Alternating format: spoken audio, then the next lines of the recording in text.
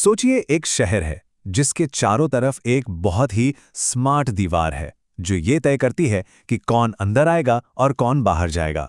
हमारे शरीर की हर एक कोशिका के पास ऐसी ही एक दीवार है जिसे हम कहते हैं कोशिका झिल्ली। तो चलिए आज हम इसी कमाल के स्ट्रक्चर के बारे में सब कुछ जानते हैं। ये जो पतली सी परत दिख रही है, यही है कोशिका की दुनिया का बॉर्डर। पर यह सिर्फ एक रुकावट नहीं है, ये एक बहुत ही होशियार गेटकीपर है जो कंट्रोल करता है कि सेल के अंदर क्या आएगा और बाहर क्या जाएगा।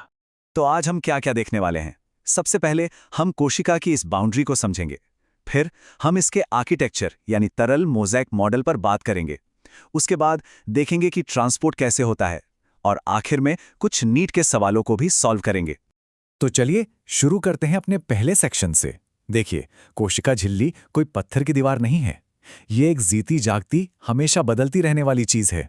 कोशिका झिल्ली का सबसे खास गुण है उसका चयनात्मक पारगम्य होना। अब इसका मतलब क्या है? सीधी भाषा में ये बहुत सोच समझकर चुनाव करती है। कुछ मॉलिक्यूल्स को तो आसानी से आने जाने देती है, पर दूसरों के लिए दरवाजा बंद कर देती है, बिल्कुल एक स्ट्रिक्ट गेटकीपर की तरह। तो सवाल यह है कि ये झिल्ली आखिर बनी कैसे है? इसका जवाब हमें मिलता है फ्लूइड मोज़ेक मॉडल में। चलिए इस दिलचस्प आर्किटेक्चर को थोड़ा और करीब से देखते हैं। ये मॉडल कहता है कि झिल्ली एक तरल समुद्र की तरह है जिसमें प्रोटीन के बड़े बड़े टुकड़े, समझ लीजिए आइसबर्ग की तरह तैर रहे हैं। इसके 3 मेन प्लेयर्स हैं: लिपिड की दोहरी परत, प्रोटीन और कोलेस्ट्रॉल, जो पूरे स्ट्रक्चर को स्टेबल रखता है। अगर हम एक उदाहरण देखें, जैसे कि इंसानी लाल रक्त कोशिका यानी RBC, तो उसकी झिल्ली में करीब 52% प्रोटीन और 40% लिपिड होता है। हाँ, ये अनुपात अलग अलग सेल्स में उनके काम के हिसाब से थोड़ा बदल सकता है। इसकी बुनियाद है फॉस्फोलिपिड बाइलेयर। इसके जो सिर यानी हेड्स होते हैं वो पानी को पसंद करते हैं, इसलिए बाहर की तरफ रहते हैं, और जो पूंछ यानी टेल्स होती हैं वो पानी से डरती हैं तो अंदर की तरफ छिपी रहती हैं। ये सिंपल सा डिज़ाइन ही इसे एक शानदार बैरियर बनाता है और कोलेस्ट्रॉल इसमें स्टेबिलिटी डालता है। अब बात करते हैं प्रोटीन्स की। झिल्ली में 2 तरह के प्रोटीन मिलते हैं। एक है पेरिफेरल प्रोटीन जो सतह पर ही होते हैं और उन्हें निकालना आसान है। दूसरे हैं इंटीग्रल प्रोटीन जो झिल्ली के अंदर तक धंसे हुए होते हैं और इन्हें निकालना बहुत ही मुश्किल काम है। मॉडल के नाम में जो तरल यानी फ्लूइड शब्द है ना, वो बहुत जरूरी है। इसका मतलब है कि लिपिड और प्रोटीन अपनी जगह पर फिक्स नहीं है, वो झिल्ली में इधर उधर घूम सकते हैं। यही मूवमेंट सेल ग्रोथ और सेल डिवीजन जैसे जरूरी कामों के लिए बहुत जरूरी है। ठीक है, तो स्ट्रक्चर तो हमने समझ लिया। अब आते हैं इसके सबसे जरूरी काम पर, ट्रांसपोर्ट। मतलब मॉलिक्यूल्स इस बॉर्डर को पार कैसे करते हैं।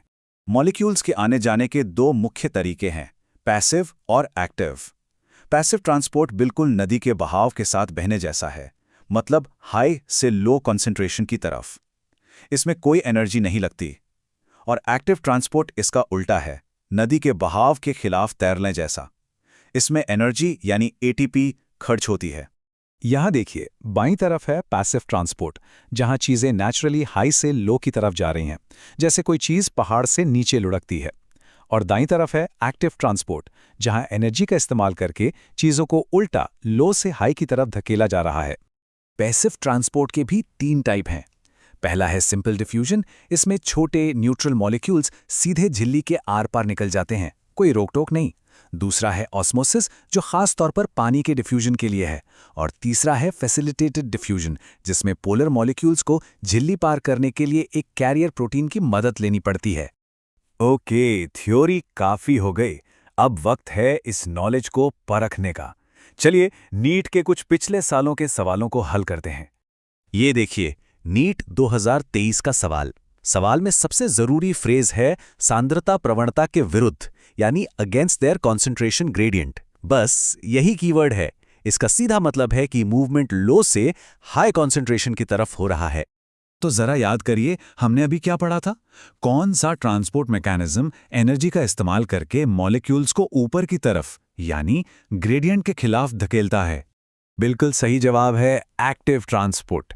ये ही वो प्रोसेस है जिसमें ATP खर्च होती है चीजों को ग्रेडियंट के खिलाफ भेजने के लिए। तो ये हमेशा याद रखना है, ग्रेडियंट के खिलाफ मतलब एक्टिव ट्रांसपोर्ट। चलिए अगले सवाल पर चलते हैं। ये मणिपुर नीट 2023 का है।